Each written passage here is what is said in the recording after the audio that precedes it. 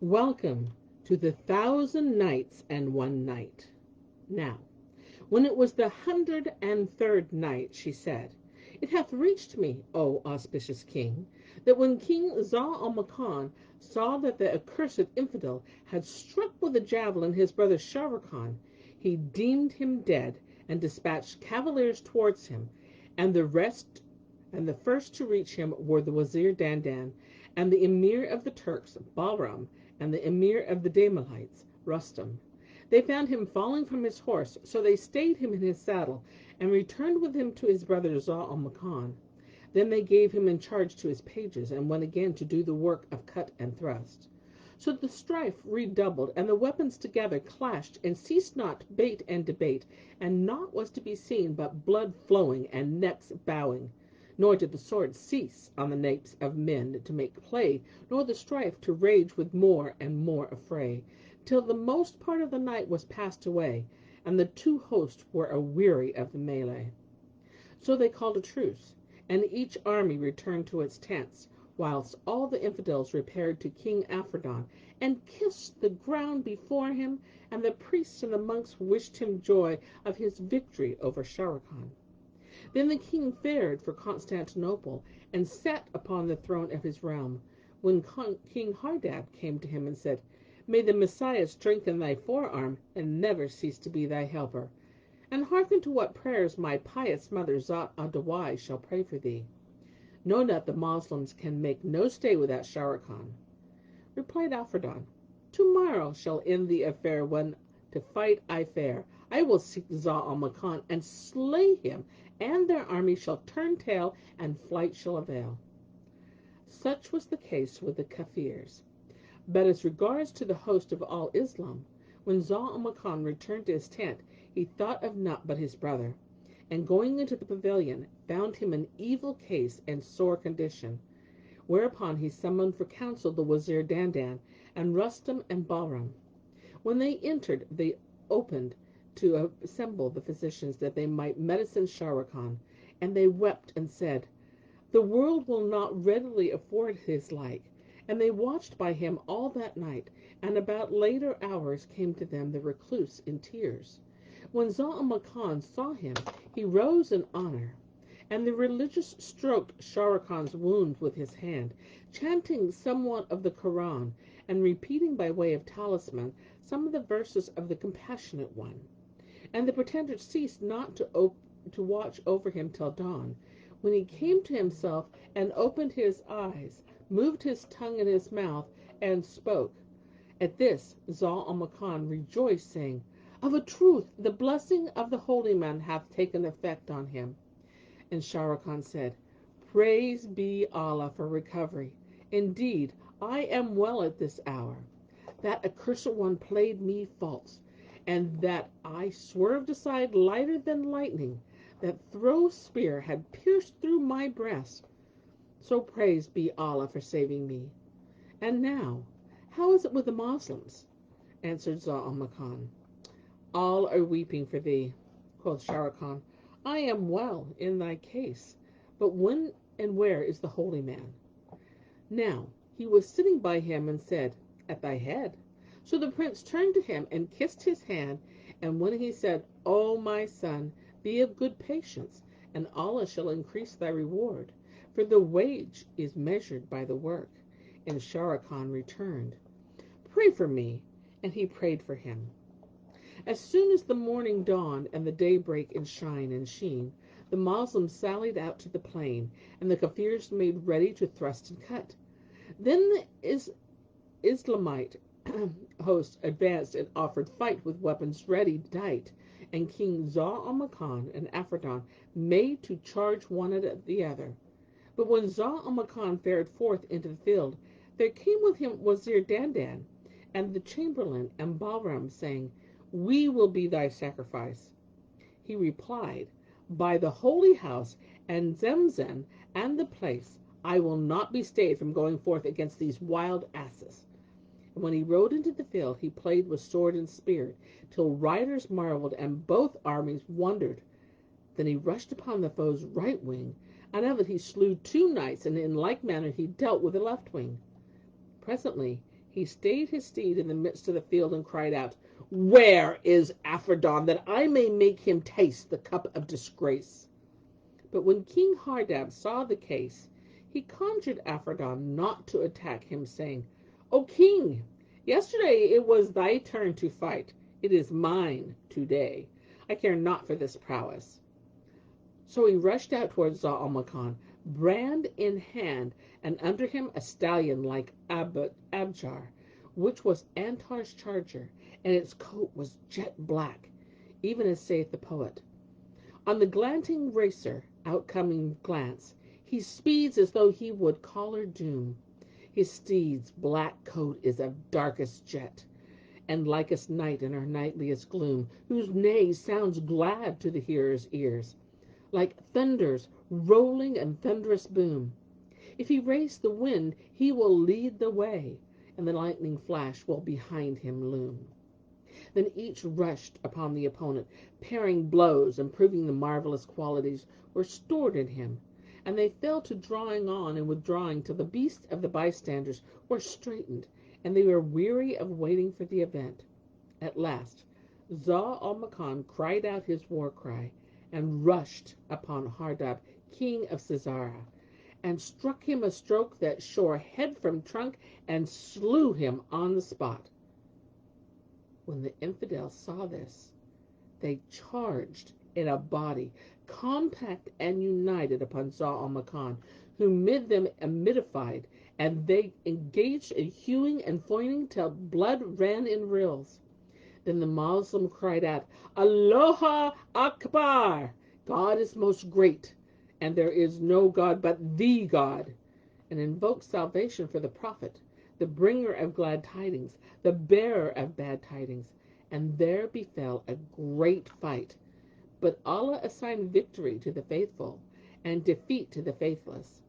The Wazir Dandan shouted, "Take your blood revenge for King Omar bin al-Nu-uman and his son Sharrkan," and bared his head and cried out to the Turks.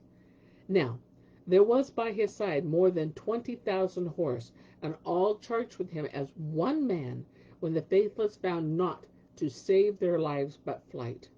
So they turned tail to fly, while the biting saber wrought its havoc, and the Moslems slew of them that day some 50,000 horse, and took more than that number. Much folk also were slain, while going in at the gate, for the flock was great.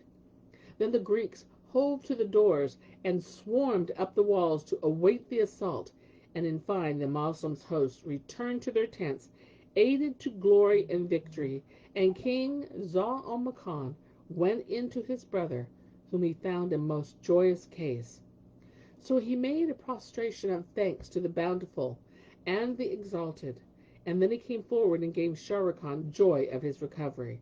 Answered he, "Verily, we are all under the benediction of this religious, holy, and righteous, nor you have been victorious but for this accepted orisons." Indeed, all day he remained at prayer to invoke victory on the Moslems.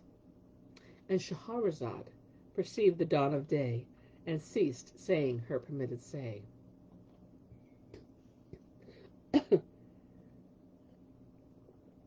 And now, when it was the 104th night, she said, "It hath reached me, O auspicious king, that when Zau al-Makan went into his brother Sharrkan, he found him sitting with the holy man by his side.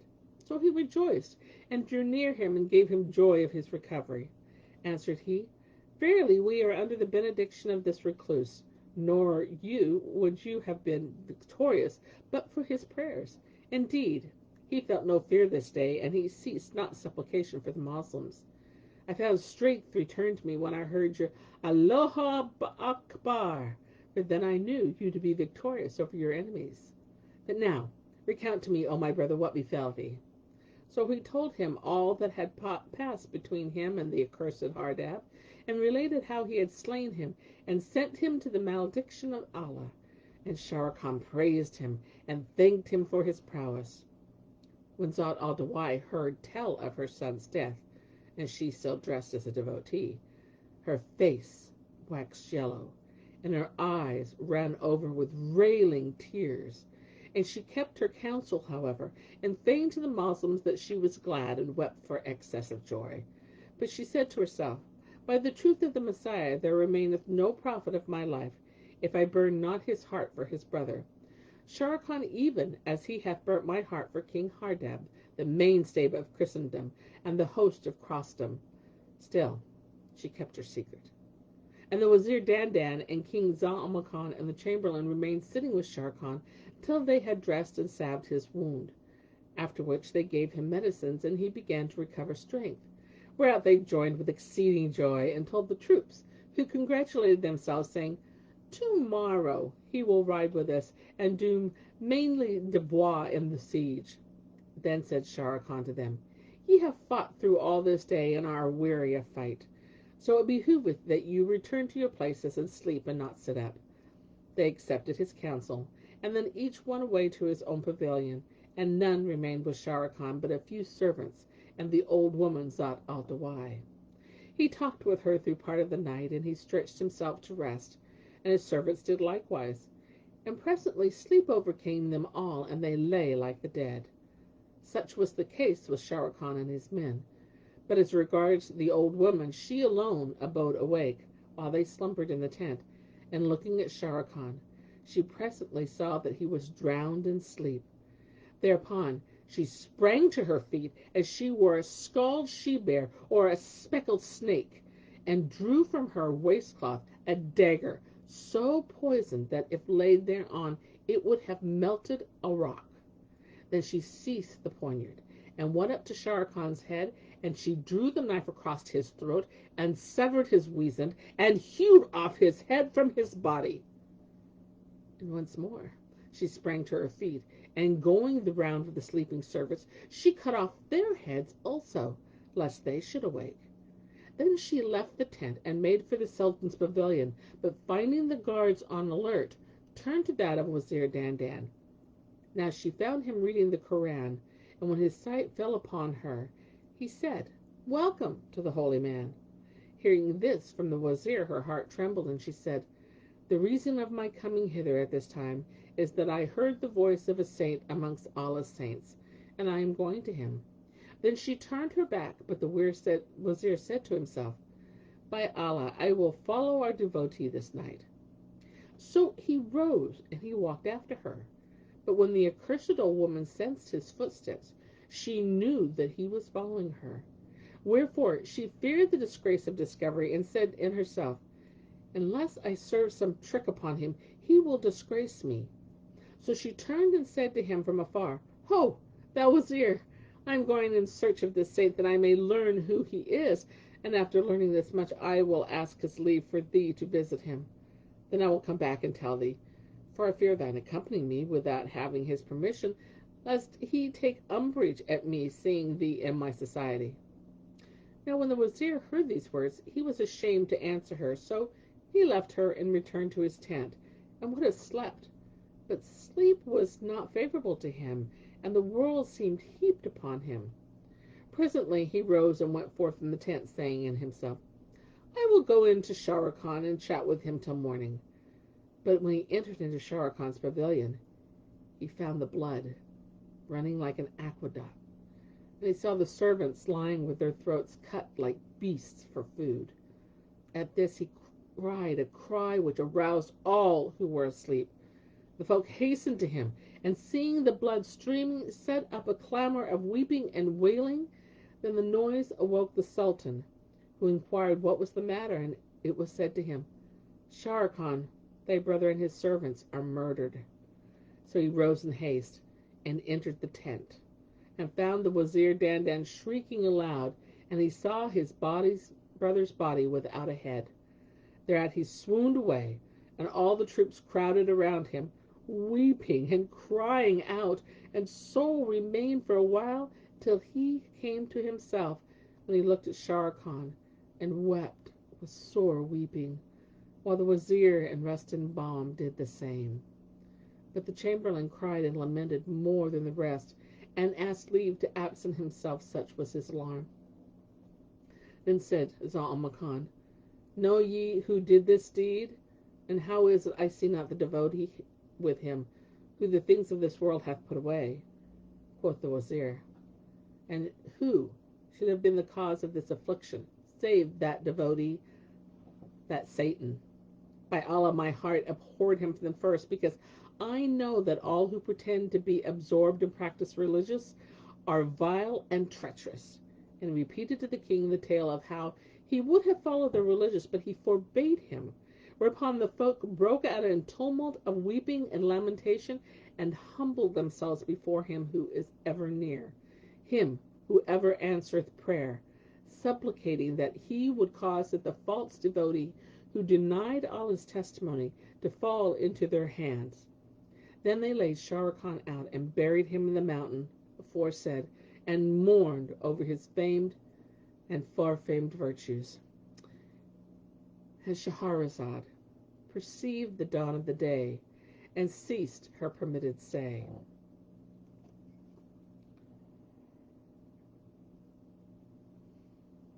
Now, when it was the 105th night, she said, It hath reached me, O auspicious king, that they laid Sharrkan out and buried him in the mountain aforesaid, and mourned over his far-famed virtues. Then they looked for the opening of the city gate, but it opened not, and no sign of men appeared to them on the walls, whereat they wondered with exceeding wonder. But King Zau-al-Makan said, By Allah, I will not turn back from them, though I sit here for years and years, till I take blood revenge for my brother Sharrkan, and waste Constantinople, and kill the king of the Nazarenes, even if death overcome me, and I be at rest from this woeful world.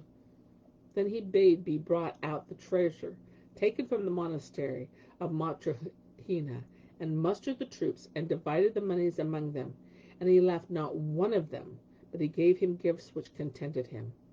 Moreover, he assembled in presence 300 horse of every division, and said to them, Do ye send supplies to your households, for I am resolved to abide by this city year after year, till I have taken manbode for my brother Sharrkan, even if I die in his stead. And when the army heard these words, and had received the gifts of money, they replied, To hear is to obey. Thereupon he summoned couriers, and gave them letters, and charged them to deliver the same, together with the monies, to the soldiers' families, and informed them that all were safe and satisfied, and acquainted them, saying, We are encamped before Constantinople, and we will either destroy it or die. And albeit we be obliged to abide here months and years, we will not depart hence till we take it. Moreover, he bade the Wazir Dandan write to his sister Nuzhat al-Zaman, and said to him, Acquaint her with what hath befallen us, and what be our situation, and commend my child to her care, since that when I went out to war, my wife was near to her delivery. And by this time she must needs have been brought to bed. And if she hath given birth to a boy, as I have heard, say, Hasten your return, and bring me to the acceptable news. Then he gave them somewhat of money, which they pouched, and set out at once. And all the people flocked forth to take leave of them, and entrust them with the monies and the message. After they had departed, Zau-al-Makan turned to the Wazir Dandan, and commanded him to advance with the army against the city walls. So the troops pushed forward, but found none on the ramparts, whereat they marveled. When Zau-al-Makan was troubled at the case, for he deeply mourned the severance from his brother Sharrkan, and he was sore perturbed about that traitor, the ascetic. In this condition they abode 3 days, without seeing anyone. So far concerning the Moslems, but as regards the Greeks and the cause of the refusing fight during those 3 days, the case was this. As soon as Zat al-Dawai had slain Sharrkan, she hastened her march, and reached the walls of Constantinople, where she called out in Greek tongue to the guards to throw her down a rope. Quoth they, Who art thou? And quoth her, I am Zat al-Dawai. They knew her, and let down a cord, to which she tied herself, and they drew her up. And when inside the city, she went in to King Afridun, and said to him, What is this I hear from the Moslems? They say that my son King Hardab is slain. He answered, Yes. And she shrieked out and wept right grievously, and ceased not weeping this till she made Aphrodite and all who were with her weep with her. Then she told the king how she had slain Sharrkan and 30 of his servants, whereat he rejoiced and thanked her, and kissing her hands exhorted her to resignation for the loss of her son.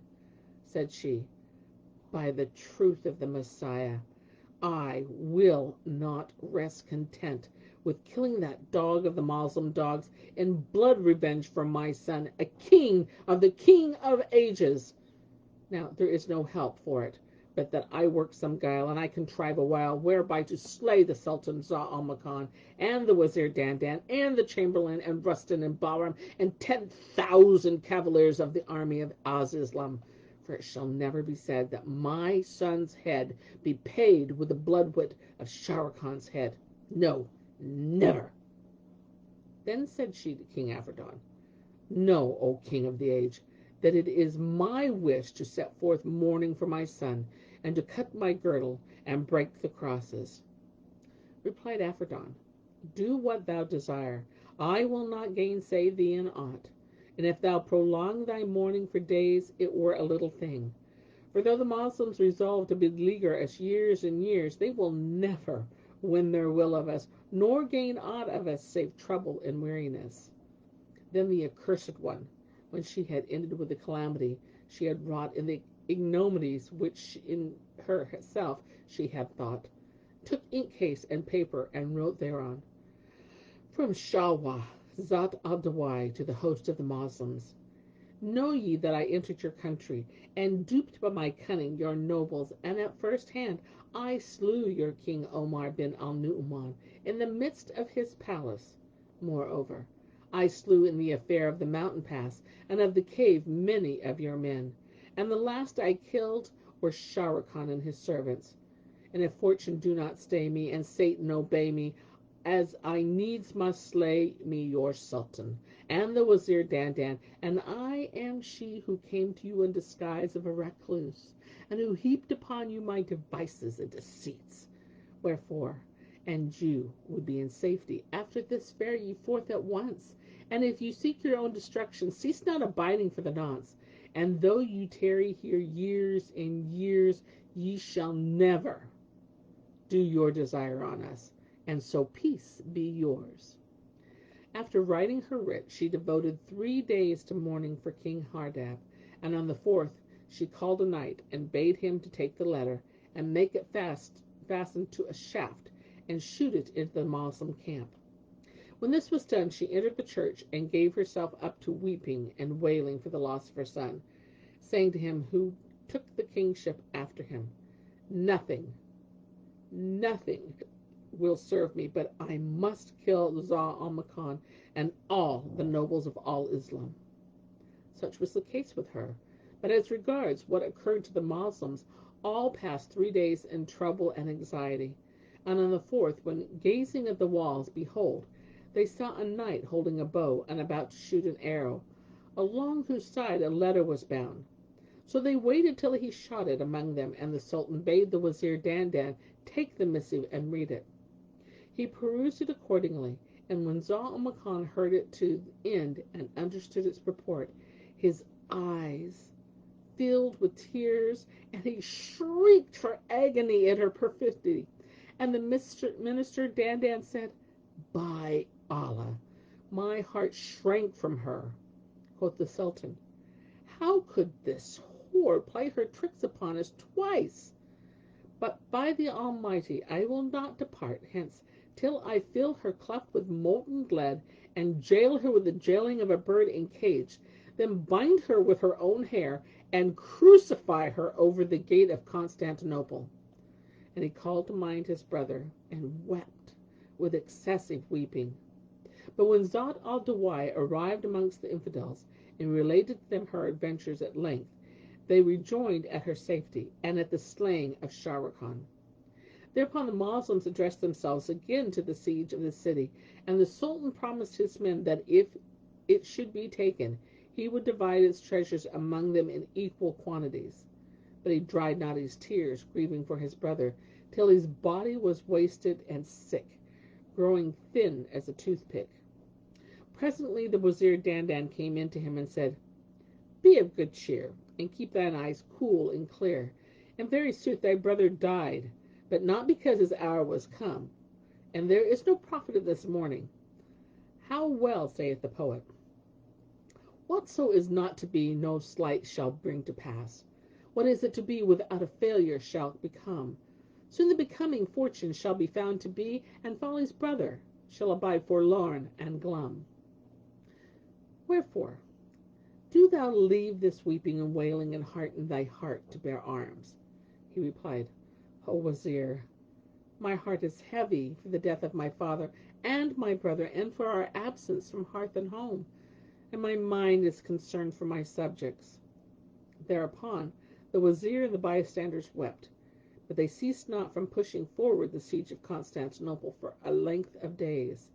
And they being thus, behold, news arrived from Baghdad by one of the emirs to the effect that the king's wife had been blessed with a boy, and that his sister, Nuzhat al-Zaman, had named him Khan Makan.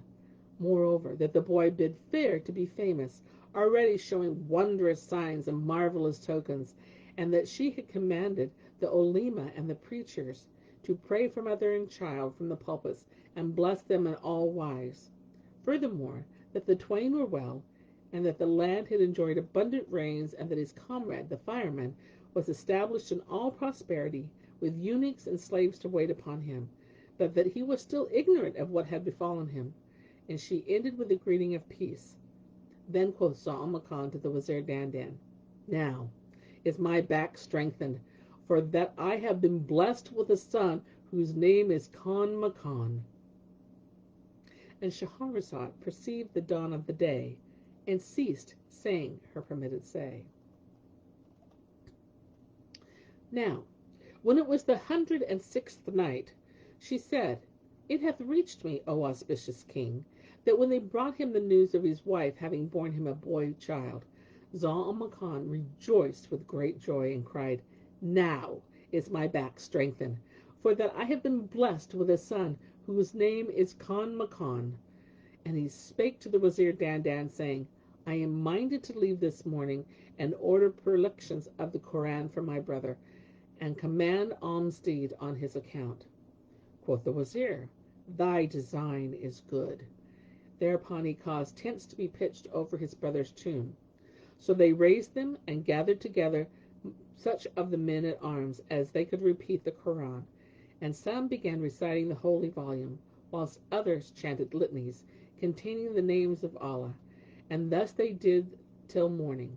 Then Zau Khan went up to the grave of his brother Shah Khan, and poured forth copious tears, and improvised these couplets. They bore him bared, and all who followed wept, with Moses' shrieks what day oath took should tore, till reached the grave which fate had made his home, dug in men's souls whose one soul God adore. Ne'er had I thought before to see my joy borne on the bier which heads of the bearers bore. Oh no, not ere they home thee in the dust, that stars of heaven, earth, ever covered o'er. Is the tomb dweller hostage of a steed, where light and splendor o'er thy face shall pour? Praise to restore his life, her word hath pledged, cribbed and combined, he shall to spread the more. When Zau Khan had made an end of his versifying, he wept, and wept with all the troops. Then he came to the grave, and threw himself upon it, wild and with woe. And the Wazir repeated the words of the poet. Fain leaving life that fleets thou hast the eternal one, thou didst and whilom many a doer like thee hath done. Leftest thy worldly house without reproach or blame. Ah, may the exchange secure thee ever benison. Thou wast from hostile onset shield and firm defence, for us to baffle shafts and whistling spears to shun. I see this world as only cheat and vanity, where man naught else must seek but please the truthful one. The Emperor's Lord allow thee bower of heavenly bliss, and with thy way faithful guides shall goodly won. I bid thee last good, and with a sigh of bitter grief, sing the west in woe for lacking of easting sun. When the Wazir Dandan had finished his reciting, he wept with sore weeping, and the tears rained from his eyes like cushioned pearls. Then came forward one who had been of Shah Khan's boon companions in his cups, and he wept till ran in rills the drops, and he enumerated the dead man's generous qualities, reciting the following: Where gone is bounty since thy hand is turned to clay? And I in misery, and since thou wast taken away? Seest not, O lead guide, heaven keep thee glad and gay, how tears adorn my cheeks, these furrowed wrinkles fray? Sight of joy, thine eyes fill with dismay. By Allah, ne'er this heart within I spoke of thee. Ah, no, nor dared my sight to see thy brilliancy, save that my teardrops, sorest wound, have garred me dree. Yea, and if e'er or thou rest, these eyne of mine may yearning draw these rains, not suffer sleep to see. And when the man stinted reciting, Zal al Makan and the minister Dandan wept, and the whole army was moved to tears, after which all retired to their tents. And the king, turning to the wazir, took counsel with him concerning the conduct of the campaign. On this wise the two passed days and nights, while Zal al Makan was weighed down with grief and mourning, till at last he said, I long to hear stories and adventures of kings, and tales of lover folk enslaved by love. Haply Allah may make this to solace that which is on my heart of heavy anxiety and stint, and stay my weeping and wailing. Quoth the wazir, If naught can dispel thy trouble but hearing curious tales of kings, and people long gone before, and stories of folk enslaved by love of yore, and so forth, these things were easy, for I had no other business in the lifetime of thy father, who hath found mercy, than to relate stories and to repeat verses to him. This very night I will tell thee a tale of a lover and his beloved, so shall thy breasts be broadened. When Zal al Makan heard these words from the minister, his heart was set upon that which had been promised to him, and he did nothing but watch for the coming of the night, that he might hear what the Wazir Dandan had to tell of the kings of yore and distracted lovers long gone before. And hardly would he believe that night had fallen ere he bade light the wax candles and the lamps, and bring all that was needful of meat and drink, and perfume gear and what not. And when all was in presence, he summoned the Wazir Dandan, and the Emirs Rustam, and Bahram, and Tarkish, and the Grand Chamberlains, then waited till the whole party was seated before him. Whereupon he turned to the minister and said, Know, O Wazir, that night is come, and hath let down over us its veil of gloom, and we desire that thou tell us those tales which thou promised us. Replied the Wazir, With joy and goodwill. And Shahrazad perceived the dawn of the day, and ceased to say her permitted say. And so do I cease the telling of this tale until it be morrow.